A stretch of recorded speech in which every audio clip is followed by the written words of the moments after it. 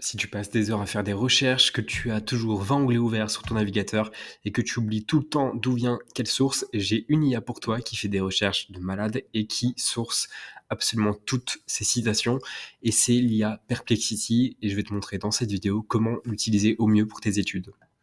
Donc voilà, bienvenue sur l'interface de Perplexity. Et l'avantage de Perplexity, c'est que contrairement à ChatGPT ou à d'autres IA, elle source extrêmement bien ses sources. C'est-à-dire qu'elle va aller chercher les sources les plus récentes, et en particulier sur l'actualité ou sur les dernières études scientifiques. Et c'est extrêmement pratique parce que elle est complètement à jour et elle ne fait vraiment que très peu d'erreurs quand elle se base sur ces sources-là. Donc voilà. Donc quand on arrive sur Perplexity, on peut poser donc une question très simple, par exemple, quels sont les impacts de l'IA sur le travail. Et en fait, vous allez voir qu'elle va aller réfléchir, qu'elle va aller chercher, faire des recherches sur Internet.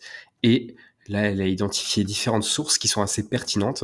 Et elle va nous faire du coup un rapport. Et à chaque fois, vous allez pouvoir aller consulter les sources. Donc là, par exemple, elle se base sur une étude qui a été faite cette année. Et donc, en cliquant ici, vous allez pouvoir voir les différentes étapes de l'assistant et toutes les sources qu'elle a consultées. Donc là, je viens de vous montrer la première fonctionnalité de Perplexity. C'est juste une recherche simple que vous pouvez faire en cliquant ici. Mais de toute façon, quand vous lancez Perplexity, c'est celle-ci qui est automatiquement sélectionnée. Vous avez un second mode de recherche, le mode recherche approfondie, donc comme sur les autres IA, comme ChatGPT ou Gemini. Mais à titre personnel, je trouve que celle-ci est nettement plus puissante. Donc je vais vous montrer. Donc par exemple, là, on va lui demander analyse l'impact de la taxe carbone sur les émissions de CO2 en Europe entre 2010 et 2024, pardon.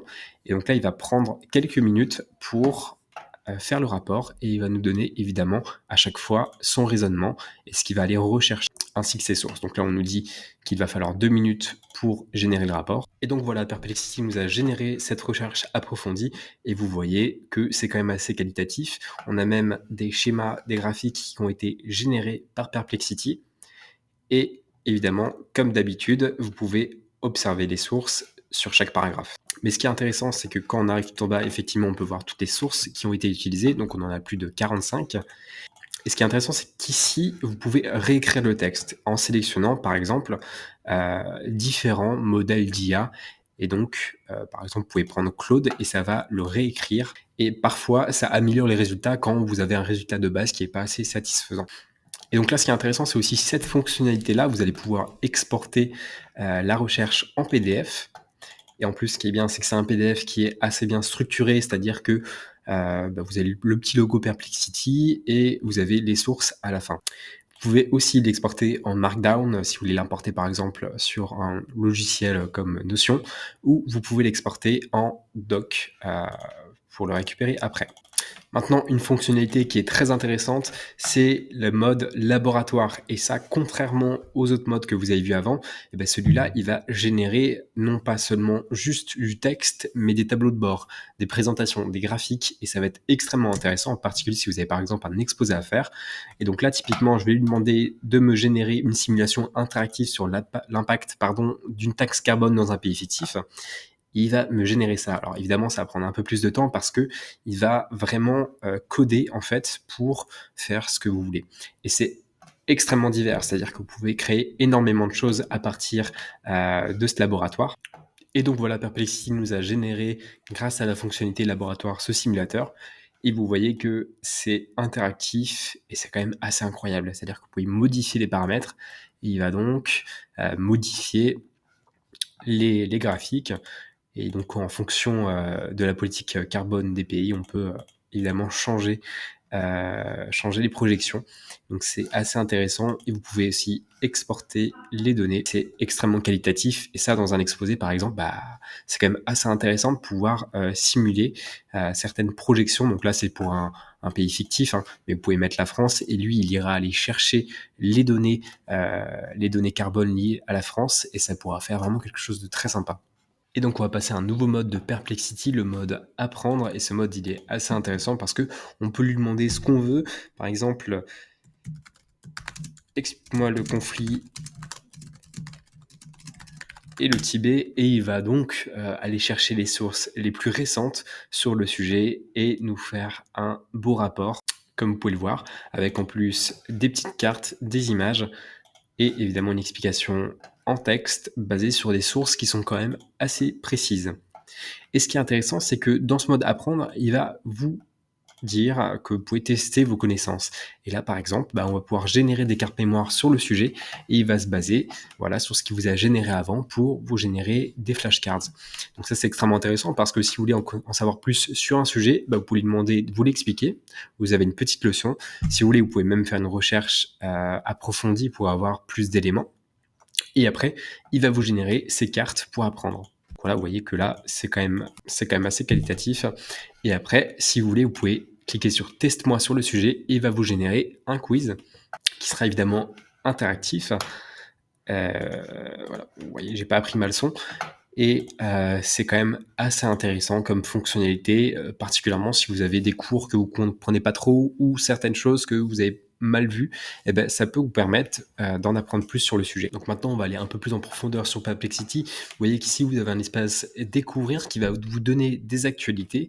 Donc vous pouvez évidemment personnaliser tout ça. Donc si par exemple vous préférez l'art et la culture, la finance et le divertissement, il va évidemment changer tout ça. Et quand vous cliquez, ce qui est bien, c'est que ça va notamment, par exemple, sur une actualité, ça va vous donner plein de points de vue. Donc maintenant, je vais vous montrer la fonctionnalité espace. Il vous suffit de cliquer ici et nous, on va aller voir dans les modèles parce que ce qui est bien, c'est qu'il y en a plein et ça va être en fait des mini perplexités qui vont être entraînés sur une tâche, un peu comme sur ChatGPT, les projets que vous avez et vous allez pouvoir lui donner des explications, enfin des instructions qu'il va devoir suivre et aussi des documents sur lesquels il va pouvoir se baser. Et donc là, par exemple, il y en a plein, en particulier pour les cours. Donc par exemple, pour vous noter sur des essais, pour vous aider étape par étape sur des problèmes. Ça peut aussi vous donner des citations correctes selon les normes de votre université. Donc par exemple, si chez vous, on veut une norme APA, vous allez pouvoir donner les papiers et il va vous transformer ça en norme APA, enfin en citation en norme APA. Donc par exemple, là il y a aussi un study guide donc pour générer avec vos diaporamas par exemple et vos cours, il va vous donner un guide. On a cet exemple sur plusieurs cours et il va faire en gros un résumé de tout ce qui se passe dans toutes ces ressources que vous lui avez données.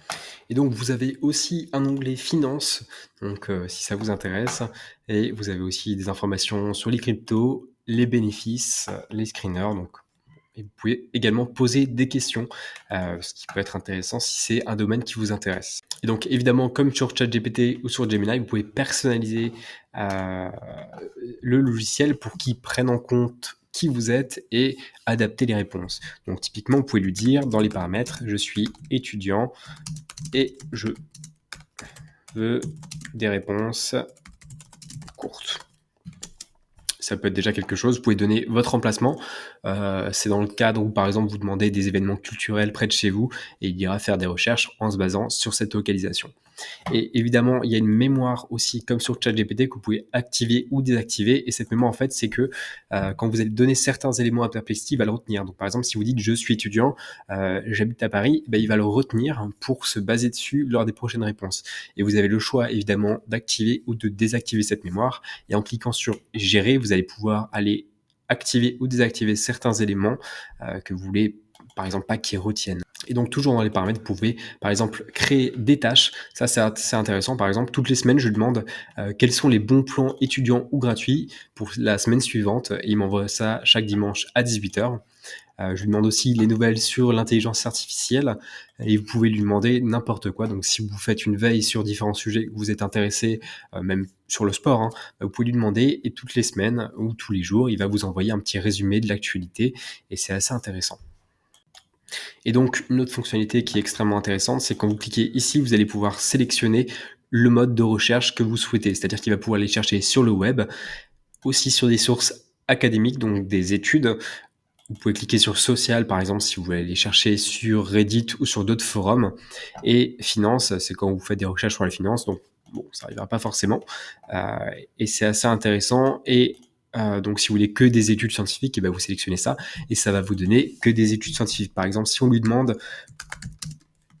quel est l'impact du smartphone sur la dopamine,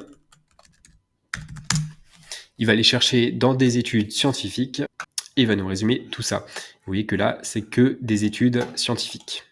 Et je voulais vous partager un bon plan, c'est que si vous créez votre compte Perplexity et qu'après vous liez votre compte PayPal, vous avez 1 an de Perplexity Pro gratuit et il faut évidemment pas oublier de désactiver l'abonnement pour éviter que dans 12 mois vous soyez prélevé.